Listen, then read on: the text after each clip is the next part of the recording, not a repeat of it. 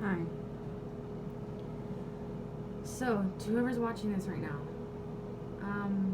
I don't know if you know me or you don't know me, but either way, hi, how are you? I hope you're having a good start to your little holidays so far. It hasn't started yet, but it's gonna start soon, don't worry.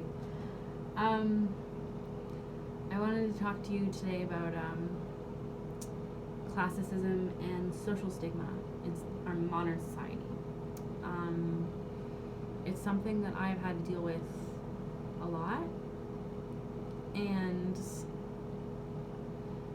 what is the tricky part about it is that usually it's not intentional, and that's probably the worst part, is that it's never intentional.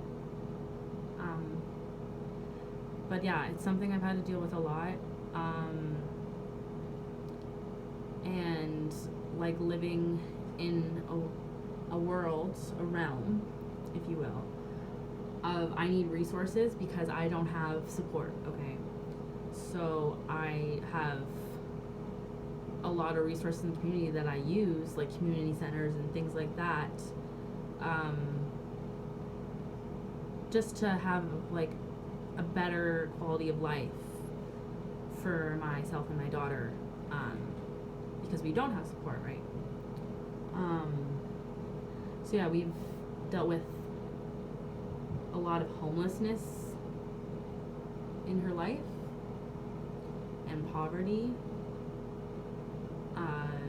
at some points extreme poverty, Canada standards anyways.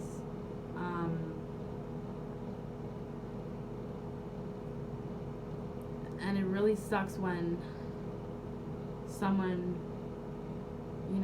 I have a really hard time asking for help and seeking out support, because I'm such a person where, sorry if you can't really hear me, but the fan's going because I need it on. But anyway, I'm such a it'll be fine, like I got it, like it'll be okay, like I don't need it, it's okay, like you don't even have to help, like I'll just be okay, because I always just figure it out. If that is the case, right, I figure it out like on my own. You definitely have to reach a point where you do need support systems, at least in the community or with your friends or like whoever, like you need some sort of like support system, right? And for a long time I was really afraid to use those support systems in our community, just like for like, because I was kind of like shameful about it, right? I guess like not wanting to like admit that I needed that support system or needed that help, right? But like everyone does, everyone needs help, especially if you don't have like healthy family members to support you, right? Like you need the help of community and your friends. Anyways, so yeah, I've also like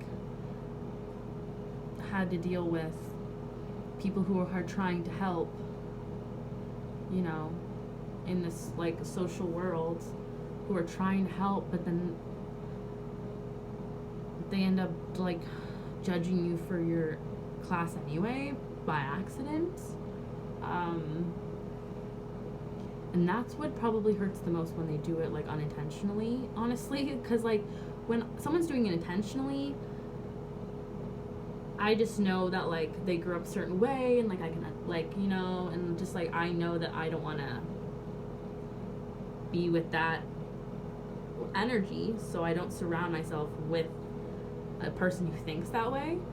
But like when it like someone who would intentionally be like, no, you're less than because you're a lower class, like what I mean, just like straight up like say that to your face, like what I mean, like intentional, like truly is like a classist person, and like believes in class, right, like class. And but there's people who accidentally treat you accordingly by your class, the way you are perceived to them, the way you look, I happen to get a lot of people thinking I'm a certain way because of how I look, and because I look so young, and I'm a mom, and I walk around with steel-toed boots all the time, like most of the time, or like running shoes if it's summer.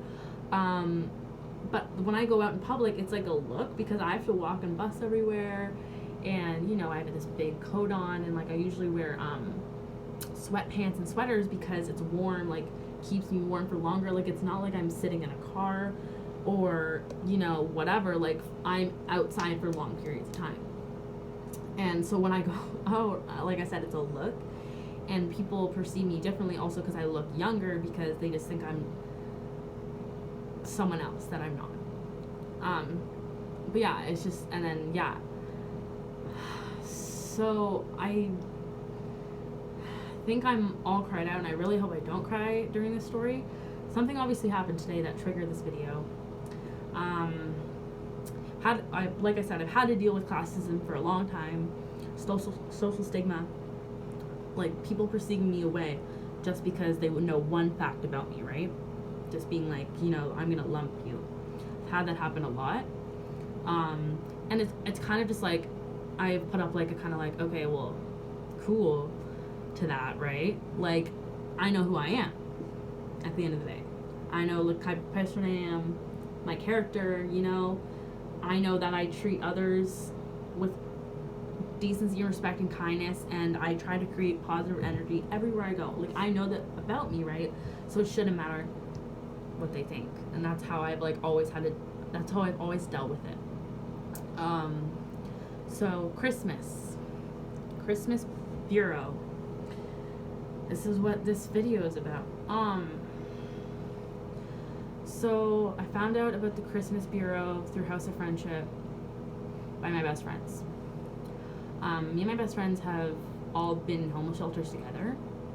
So I've actually known them for a long time besides that, but it just coincidentally we did all live together at some point all together. But anyway, we're all moms, and yeah, so they told me about the Christmas Bureau and sent me the link, right?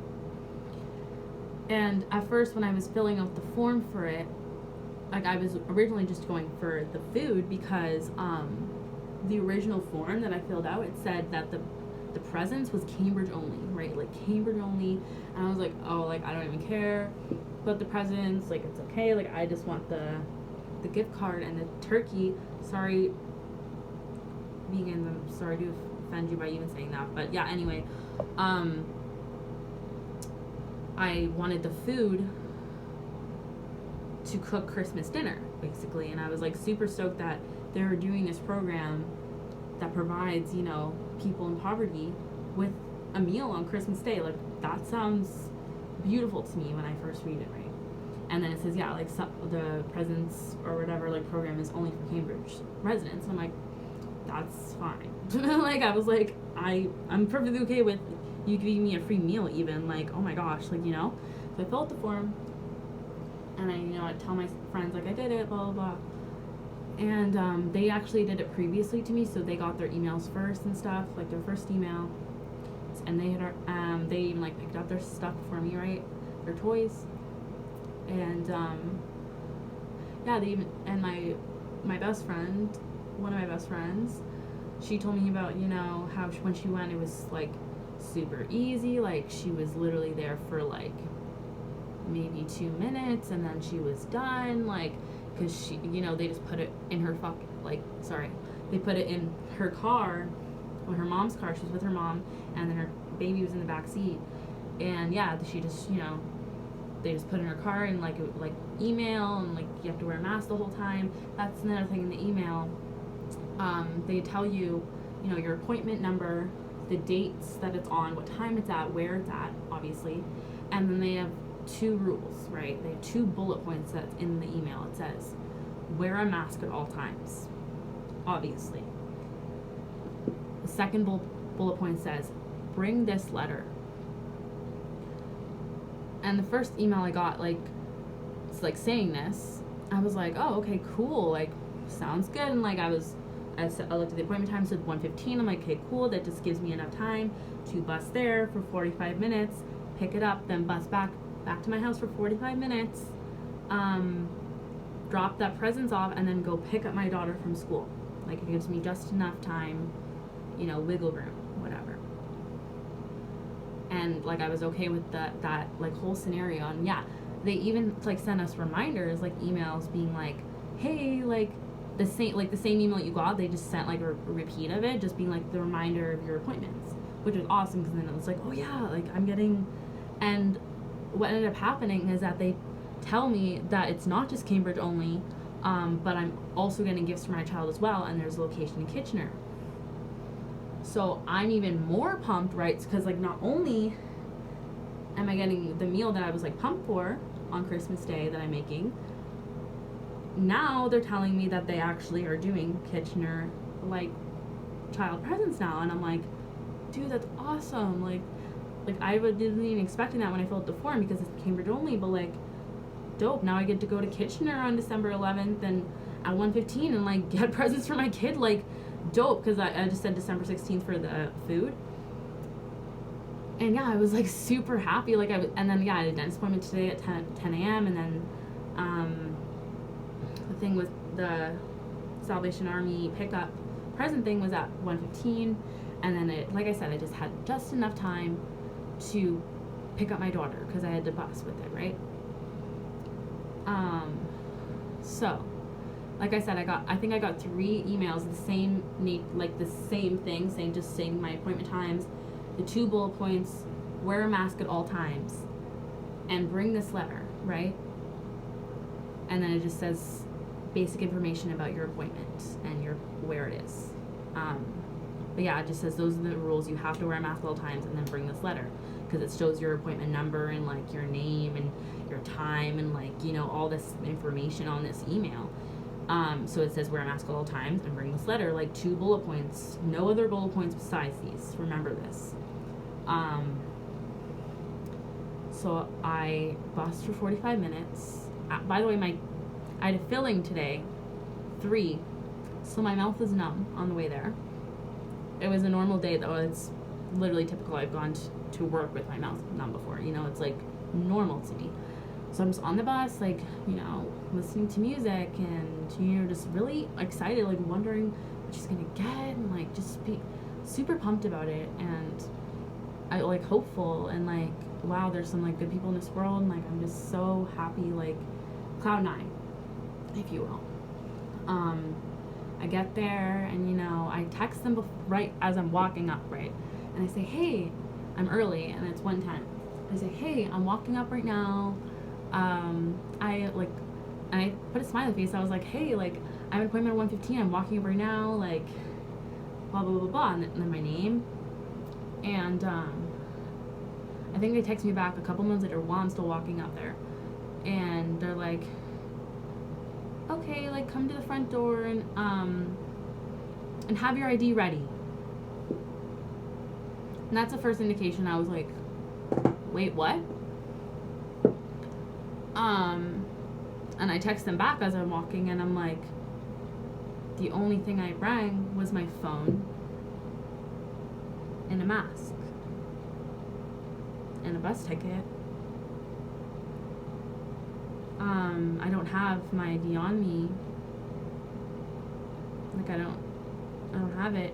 And they didn't text me back, because I walked up, and then like, and this woman comes up to me and she's like, hey, are you here to pick up toys? And I'm like, yeah, I am. And she's like, okay, wait by the sign that says toy distribution, and we'll get to you. And then as soon as she says that, I walk over there, and you know, she starts dealing with people in the cars, because there's a lineup of cars as well. Like, it's not just like walk up, it's mostly you drive in, and it's drive-through thing, because they want to, like, COVID, they want you to like kind of like distance travel as much as possible. So they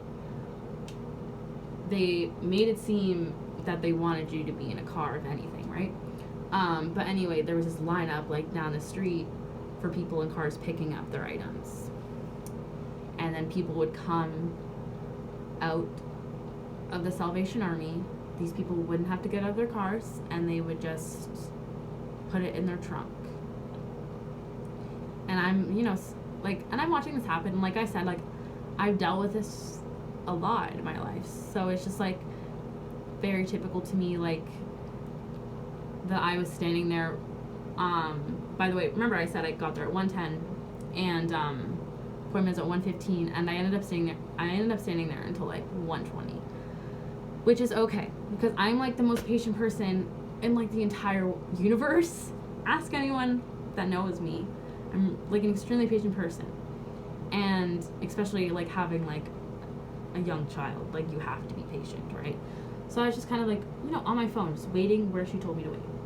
And as like like I said, I'm watching her help all these cars, and these cars are just like getting to leave and whatever, and getting their presents and like their SUVs and getting a trunk full of presents for their kids, and just, you know, leaving. And I was like, okay. And even like one person was filming a video like talking about like all the good that they're doing, and like, you know, just waving it around, like taking a video for some sort of social media thing. I'm not really sure. News. And eventually she did, like, someone does come up to me and they're, for the second time, say, okay, hi. And I'm like, hi. And like I have my mask on. By the way, this is the mask I'm wearing, if anyone wants to reference. Probably not the best choice to wear, like my whole, you know, social stigma issue. But doesn't matter what I was wearing at the end of the day. But, so I had that mask on, and she's like, can I see your ID? And I was just like, I don't have any ID. The email that was sent to me said 2 bullet points: wear a mask at all times and bring this letter. And I did. Doesn't say anywhere in the email about identification at all. And she's just like, oh. And I'm like, yeah, I didn't bring it. Like, and then that's when I start like crying. My mask is literally damp from tears. Like, I'm sorry, I don't mean to chuckle at that, but like literally damp. And I have to like even like kind of like take it a little bit down my face because like I can't even like speak. Because she's like, what? Like, she can't even understand me. And she's like, well, we need to prove like you are who you say you are. And I was like, I understand that, but like, you know, this is supposed to be about helping someone in poverty, right? Or a family in poverty, child in poverty. It's supposed to be about. I thought it was. And here I am, you know. Myself and my daughter had just come from homelessness. Like, we just left that life, right? So I don't even know where my ID is right now. There's a copy of it, and that's how I ended up getting my presents, by the way, was a copy that someone had to email for me. But yeah, it was just, they made me feel really, really, really stigmatized. And it wasn't even like the woman talking to me. Like, she even said like, oh, and she went to go get her supervisor. And the women who talked to me and like dealt with me outside, who actually spoke to me, they were kind. Like, I just want to get that clear. They were so kind to me. They did not want to be telling me that they couldn't give me presents right now. They did not want to be seeing me cry. Like, they did not want to be saying that. And like, I could tell. And that's why they kept going back to their supervisor and was like, you know, can we please help her? Sorry, fuck. I'm being so sorry, but yeah, they're like, they literally went back in 3 different times to ask whoever if we could please, because all it said in the email, you know, was wear a mask and bring the letter. And the supervisor just said absolutely not. Like, and it just sucked, like, watching like people in their cars, mostly like SUVs, and like both parents are in the passenger seat with their SUVs because they have the privilege of staying at home all the time. Who don't even, like, these people who don't even really need the presents, and then there's me standing outside. I'm the only one standing outside, and because of the way I am perceived, I get a tough time about receiving my child's presents, and it sucks because I'm like, I felt like stupid. I felt like shameful, and like I ended up like just saying I had to go at first, being like, I have to go to get my daughter, like I don't she was like, can you come back, like, and I was like, I don't know if I can, like, I don't know if I have time, like, I don't know if I can, I don't know if I can. I'm just crying, and she just felt so bad, and like it wasn't her fault, like it was literally just like the Christmas Bureau not putting that information in the email to everyone saying you need to bring identification, and someone like me who's had to deal with homelessness, who doesn't even know where their ID is right now and all their stuff, and going there just thinking 2 bullet points would be enough because that's what it said. It stung really bad because these people in their cars have their IDs and a wallet in their car already, so it's just like nothing to them. And I was the one getting hassled for it, like, and I was the one who was waiting there even though I was there first, you know, like, it's all these things that kept happening within a span of like 15 minutes. It was just not like dealt with in the best way, and like I feel like if someone in their car with their like child in the back seat was like, I don't have my ID, would they have given them the same trouble, you know, if it's already in their car, or someone's already standing outside their car and there's a lineup of cars in between them and they don't want to, you know. And I ended up crying on the side of the Salvation Army for like 10 minutes. I called one of my best friends about it, and then she got in contact with someone, and then she contacted them, but she most of all sent me my a copy of my birth certificates, and it wasn't even photo ID. It was my birth certificate, copy of it, and I showed it to them, and then they got my presents.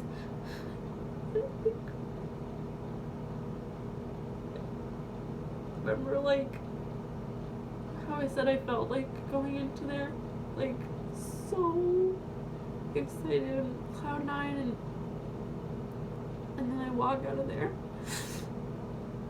wanting to like throw the bag in the garbage, like not even thinking I deserve it and that like I shouldn't have it, like, because that's how they made me feel. That's how, like, it wasn't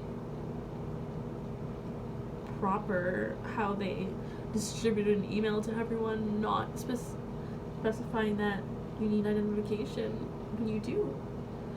You should have put a 3rd bullet point saying bring your ID. There was no bullet point, there was no sentence in that email that said bring your identification. And I said all of this to them over text message, and they said they would contact the Christmas Bureau and tell them, you know, I told them for future recipients, I don't think you want the same, like, sort of feeling to happen to anyone else where they feel stigmatized like this. Even if, like I said, even if it's unintentional,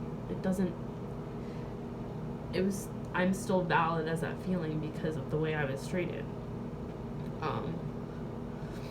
In the way that, the whole Christmas Bureau has been dealt with. And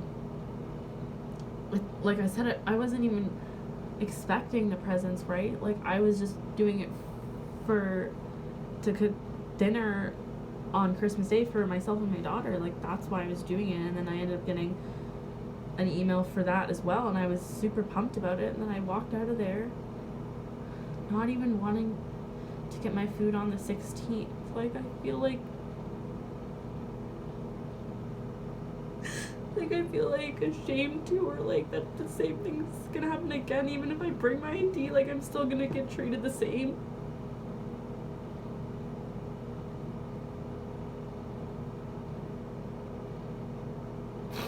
Like, it makes me not want to get it. Like, it makes me not want to deal with it again, because that was so bad.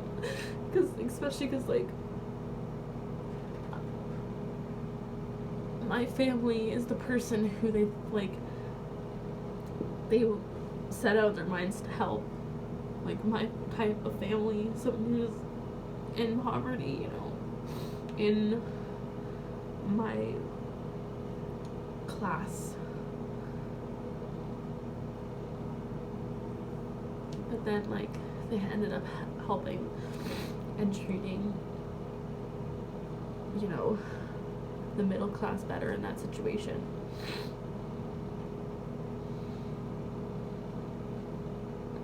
Yeah, I don't even want to get my turkey or my gift card. Like, I don't want it now. Like, I'd rather buy it with money I don't have. I'd rather do that because of this. I don't know what to do, but I just wanted to, like, share a perspective that it's not, like, even if you don't mean to, it doesn't matter. And if you're gonna have a program like this, it should be as specific and as detailed as possible, and not just assume that everyone's gonna have ID on them. What would make you assume that? That's a really silly assumption for someone in poverty, is it not? I just don't understand what logic that is, that you would assume that everyone just brings ID to a Salvation Army to pick up toys from a charity. You have to prove who you are. I thought that was the whole dynamic of the second bullet point of bring this letter. And that's what my perception was, because there was no any other indication otherwise in the email saying that. And if there was, and it should be put forth in the next emails they send out to other people, it should have a third bullet point saying, please bring your ID. And I really hope that they do that, because you just made me not even, like, want to accept the help again, which I've never been good at anyway. So it sucks really bad. Like I just said, I would rather just buy it and figure it out myself than have to do that again and get treated the way I was treated, even though it was unintentional. Now I'm, like, getting boogers and stuff, so I should probably end this video. But I don't even really know if someone will watch this whole thing, but if you do, know that I meant every word, and that even though you can invalidate all you want about it, it doesn't make me feel any less invalidated. So I have a right to my feelings, and I have a right to my perception also, and as do you. I just feel to prevent this issue again for people just like me, women just like me,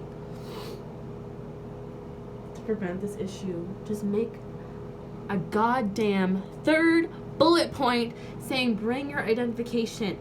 It's one extra sentence that could have saved so much energy, time, and it gave me some serious PTSD. So thank you very much for that.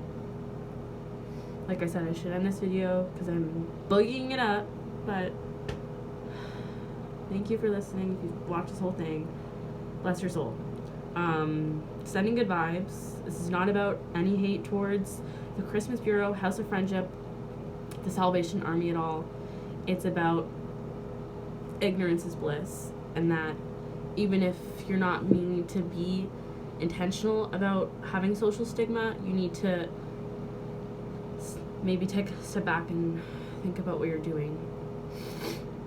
I don't know, or how you're going about things. So I've seen so many people in the social services realm get sucked so bad into it, where they get burnt out so bad that they don't even know why they even became their job anymore, why they became a part of the social world. And they hate it. They start to hate it. And that's the people who project that shiz the people who started off as wanting to help people, and that's why they did that career, right? But then they end up hurting people by accident.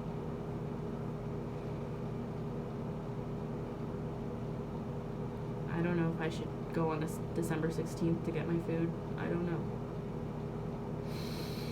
Okay, like I said, sending good vibes. Welcome to my TED Talk. Goodbye.